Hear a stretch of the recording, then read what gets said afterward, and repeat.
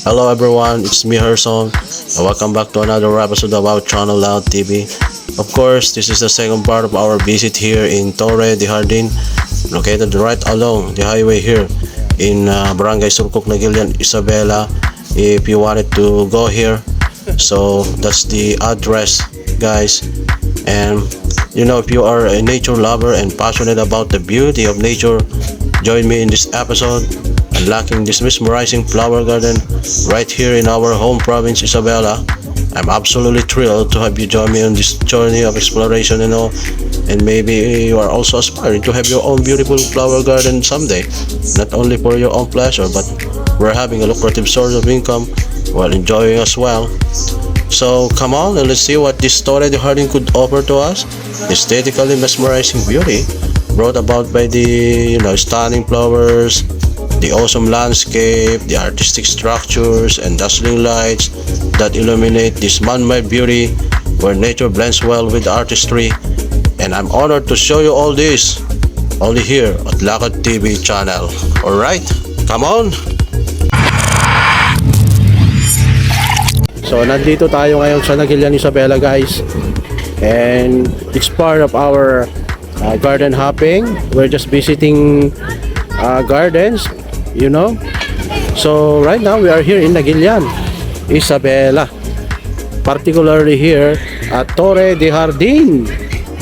Yeah, so eto, ipapakita ko lang guys itong mga halaman nila rito. Siyempre ang bida na naman dito ay bougainvillea.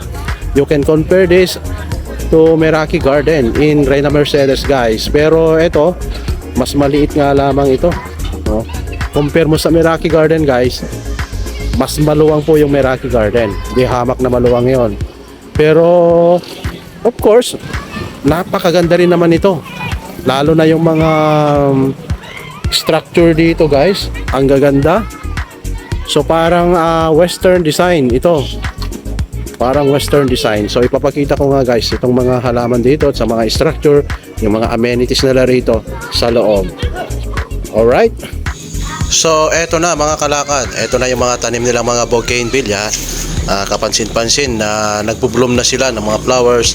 Ang gaganda, iba-iba rin yung kanilang mga kulay, at yung puno malalaki din, mga kababayan, mga kalakad, and yung pot kapansin-pansin din na malalaki, mga kababayan. So hindi basta-basta po yung mag-produce ng ganitong mga puno ng bougainvillea na napakaganda.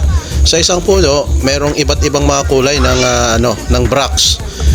Actually yung nakikita natin diyan na kulay bracts ang tawag diyan, hindi naman niya yung flower. Yung nandun na nakapaloob sa bract na yan, yun ang tinatawag nating flower, yung maliliit. So yung bracts ay nagsisilbing shield at saka attractant sa mga pollinators, kagaya ng mga butterflies and mga ibon, mga kalakad, para syempre ma-pollinate yung maliit na flowers. Hindi kasi napapansin yung flowers. So ayan, parang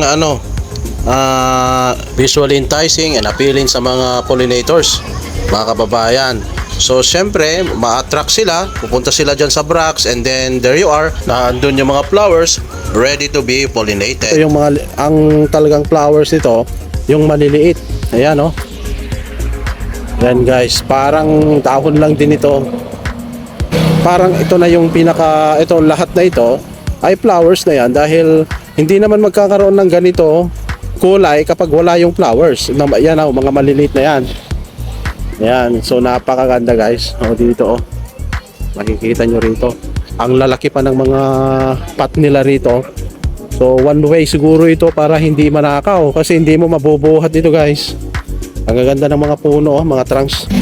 Kakailanganin mo ito ng mga ilang years bago makagawa ka ng mga ganitong mga puno ng bougainvillea, guys. Napakaganda talaga. Ito hindi yan mabubuhat ng kahit 10 tao, ito hindi kayang buhatin, napakalaki, guys.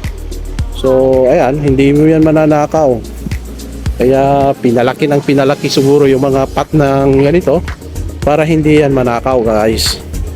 Kasi kapag maliit yan, nanakawin, Kasi in demand nitong bougainvillea kasi napaka in demand dito sa atin, lalo na yung mga maluluwang ang mga sinasaka or mga area ng lupa na pwedeng paglagyan ng mga ganito guys, at maaari din tayo mag-set up ng ganito. So, magkano nga ba ang pwedeng gastusin kapag magse-set up tayo ng ganitong garden para sa ating business, kung gusto natin na magkaroon ng ganitong business guys?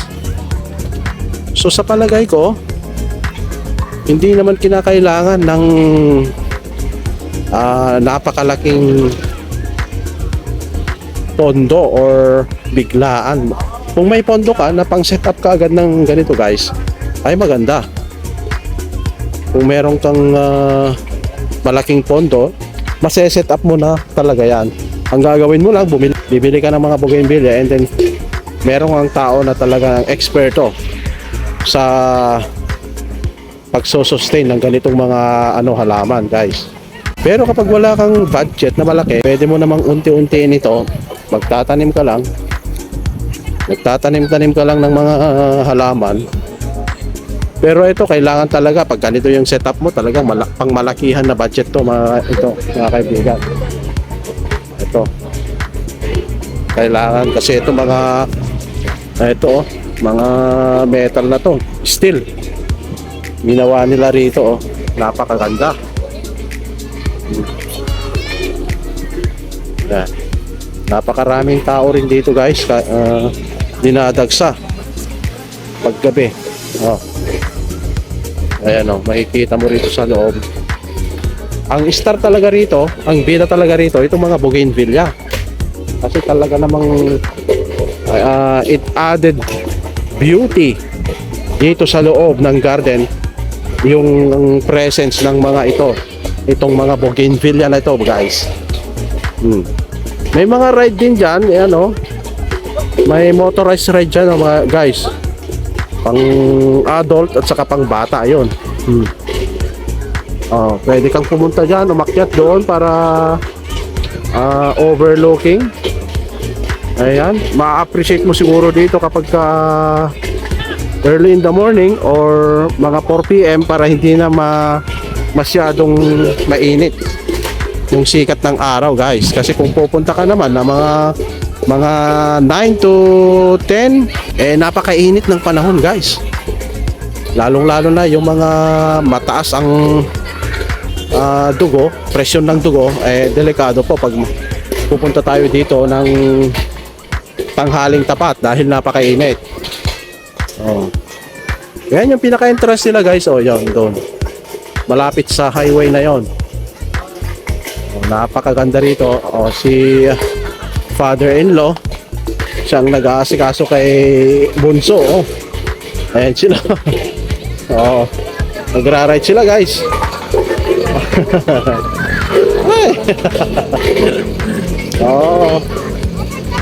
So yun, may tao doon. Nandun si Ina nandun sa taas. Pumunta sa taas, naglakad-lakad doon. Napakataas niyan guys. So yung may maluluwang na lupa, pwede rin tayo mag-set up, kasi kahit naman hindi dito sa urban area, pwede rin sa mga baryo-baryo ito guys na mag-set up. Kasi ngayong panahon na ito ay kahit na baryo, kapag ka maganda yung garden mo, dadayuhin ka talaga ng mga visitors. Ito mga guys, talagang dadayuhin ka. Ang daming mga rito, mga para sa mga bata and para na rin sa mga young at hearts na tinatawag. Ayan, siguradong mag-i-enjoy ang pamilya rito, yung mga bata mismo. So yan nga si Daniel, talagang nag-i-enjoy dito. May sakit yan talagang nagra-ride pa rin. Hello anak ko, nag-i-enjoy ka? Enjoy ka na. Mag-hello ka na dito. Hello ka. Hello.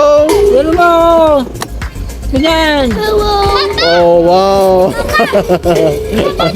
Pag mababit. Ayun naman si pinsan niya, si White Kiki. Ayan.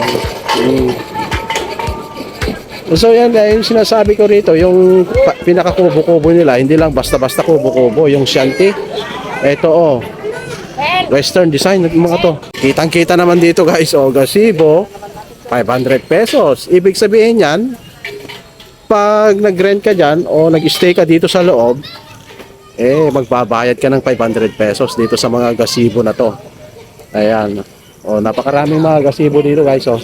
So, tinatawag tayo ni Mrs. Pupunta tayo sa taas guys para makita nyo overlooking dito sa baba. So, ito yung stair. Oo, ito. Umakyat tayo rito. You're not the only smart guy here, I think. Why? Why are you back out? Oh, yan oh. So, yan guys. Aakyat tayo dito. Oh, yan. Hello, hello. Mayat na ito na? Mayat na. Oh, mayat. Itong stair nila, mayroon pang lightings guys, oh. Nandun si Mrs. So, ito hindi basta-bastang capital ang ipupuhunan mo rito kapag ganito yung setup mo guys. Oh, ito. Kasi ito, oh, mahal ito.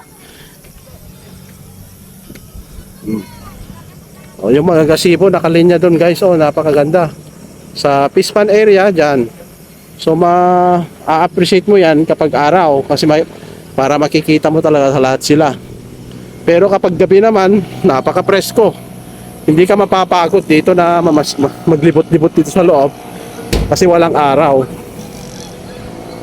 Pero hindi nga lang kita mabuti yung mga ano rito features ng garden na to guys, no? So ayan, overlooking po tayo dyan guys. Ayan, oh, yung mga bata naglalaro. Ayan, oh, yung gate nila doon. Ayan guys, nandito tayo sa Torre de Jardin dito sa Surcoc, Naguilian, Isabela. Along highway lamang ito guys. Kaya napakadaling pumunta rito kung gusto nyo pumunta. So yung mga may capital, may pondo na magpagawa ng ganito, napakagandang business din ito guys. Kasi napakaraming mga bumibisita, yung mga visitors. Meron tayong entrance fee, 50 pesos yata yung entrance fee namin. Ayan, kaya napaka-promising ito. Lucrative business ito guys. Lalong-lalo na kung napakaluwang nito guys. Oh. Sa mga panahon na ito, natutuwa yung mga tao na bumisita sa mga ganitong mga place. Oh, ayan guys, oh. So maglakad-lakad lamang tayo rito guys. Mga ilaw nila doon. Oh. Ayan, oh. Oh, maraming mga nagpi-picture na mga magkakaibigan, mga families. Ay kita mo dyan guys. Gabi talaga sila pumupunta kasi para ma-appreciate mo yung lightings dito sa loob. Pero kung yung mga talagang features nito, mas maganda pumunta ka ng early in the morning para hindi siya mainit. Ayan. Or pwede kang pumunta ng 4 PM para hindi na masakit yung sinag ng araw mga kababayan. Napakaganda talaga nito. Torre de Jardin, Surcoc, Naguilian, Isabela guys. Andyan si Ate Ina at saka si Mrs. guys, oh. Nandito sila, paakyat tayo rito. Tumataas naman tayo rito.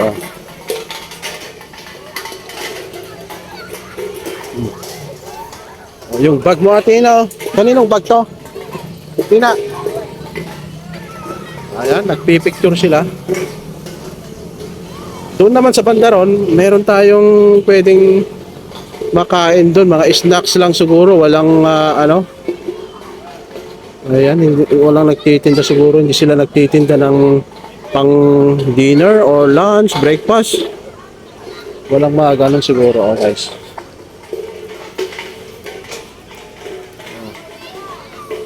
Ayan, nagpipicture si Ina. And then si Mrs. guys. Dito na yung pinakatuktok. Ano? Magpipicture tayo. Oh, sige. Hindi naman wala akong ano. Sayang, naka-live sana, no? Oo. Ibaba mo muna dyan. I-ano mo kaya, Papa? Sige. Off mo na. So, ayan, tapos na kaming mag-picture-picture. Ito yung pinakatuktok, guys, oh. Alright, yan. Ito yung pinakatuktok niya. Ayan ang sila, brother-in-law and mother-in-law. Nagme-merienda sila dyan sa baba, guys, oh. Merong bilihan ng snack dyan. Snacks. So, tignan nyo lang, guys, oh, yung mga tao rito, ang dami. So, talagang marerelax ka dito sa loob, matatanggal yung stress mo rito. And most of all, napaka-promising ito kapag ganito yung inoperate mo na business, guys.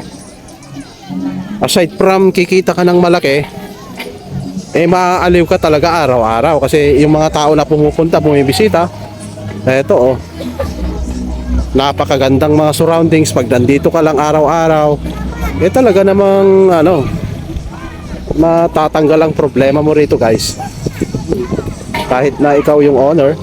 And then ito continuous na once na nag-open, siyempre kikita ka na dito, kikita ka na sa entrance fee kahit na kokonti pa lang yung mga halaman mo, hindi pa gaanong nakasetup.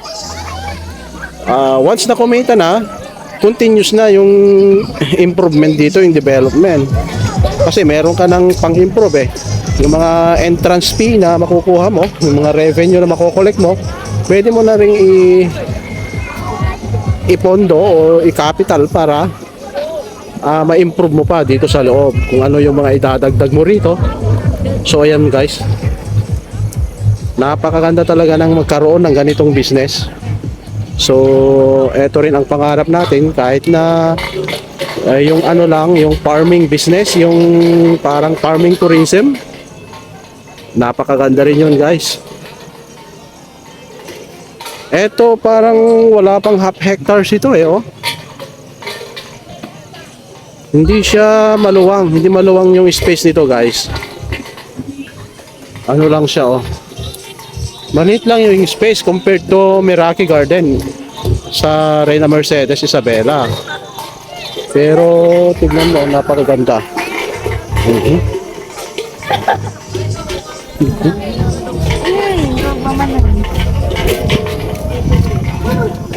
Ayan, pababa na tayo. Bababa na tayo, guys.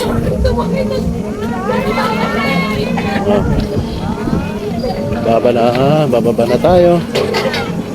So doon, meron pa doon, banda ron. Hindi natin alam kung ano yung mga nandun. So parang kainan din yun, snacks.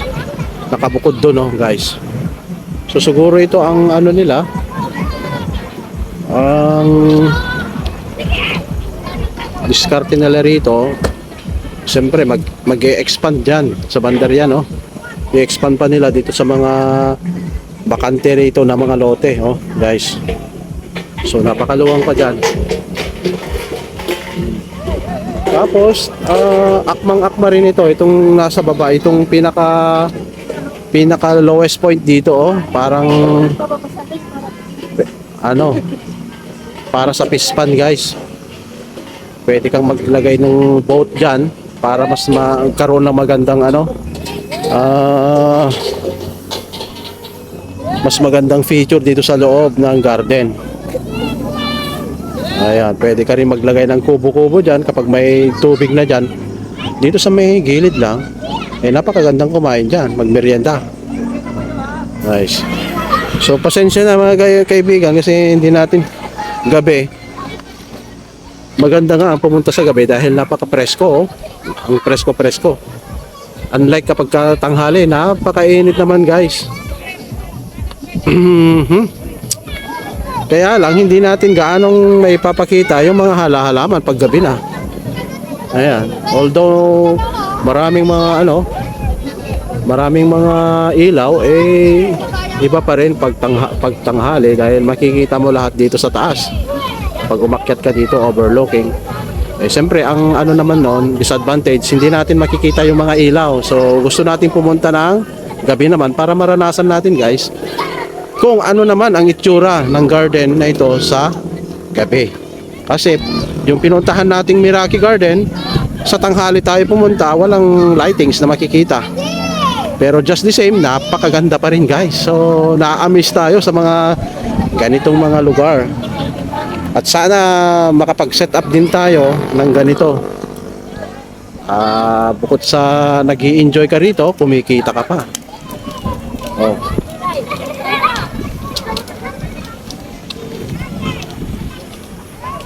Ayan, pababa tayo guys. Ito kasi self-generating unit na ito. Ito kasi kumbaga, siya na mismo yung magde-develop sa sarili niya. Kapag naumpisahan mo ito guys, self-generating income nito unit. Tinatawag kasi pagka once na na-set up mo na, naumpisahan na ito, kikita ka na. Then yung mga makukolekta mo, pwede mo nang ipandagdag sa capital mo para mas ma-improve pa dito sa loob guys. Alright, so pumunta naman tayo doon sa snack area. Titignan natin guys kung ano yung mga nandun. At nagtatawag sila na magmerienda. Ayan. Tayo mo naman sa vlog.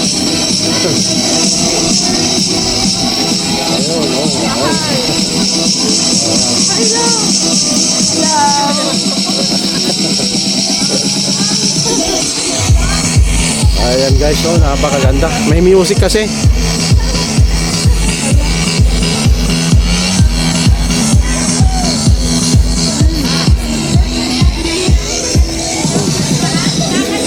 The music na gamin, makakonto mo lang ito Ayan.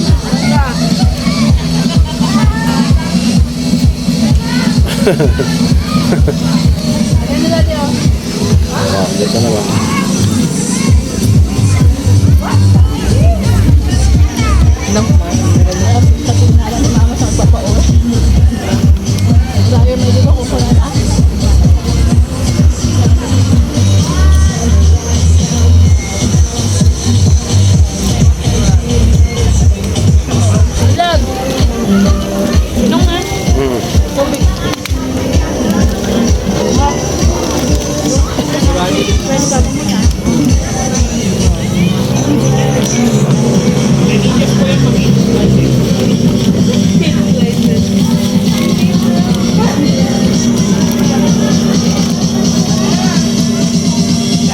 Alright guys, so let's go ahead and explore further inside this beautiful flower garden here.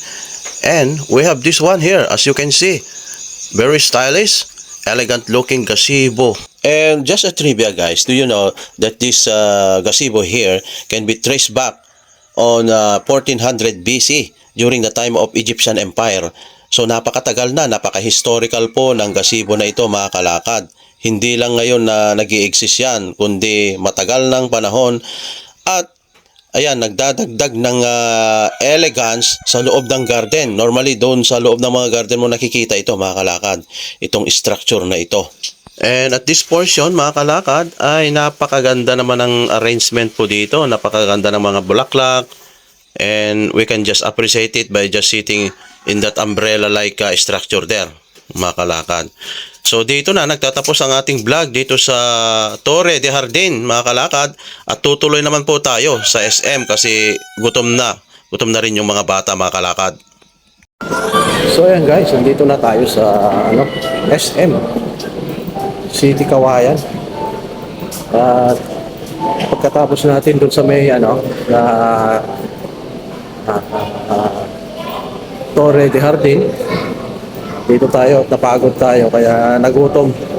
So nandito yung mga kasama ko, mga kababayan dito sa may Mang Inasal. At naka-order sila doon. So papasok tayo dito sa Mang Inasal. Alright. Ayan, andyan na sila sa loob mga kababayan, mga kasama ko.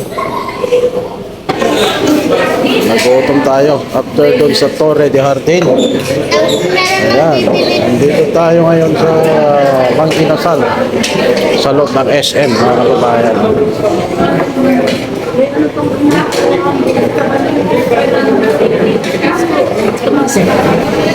Gusto niya.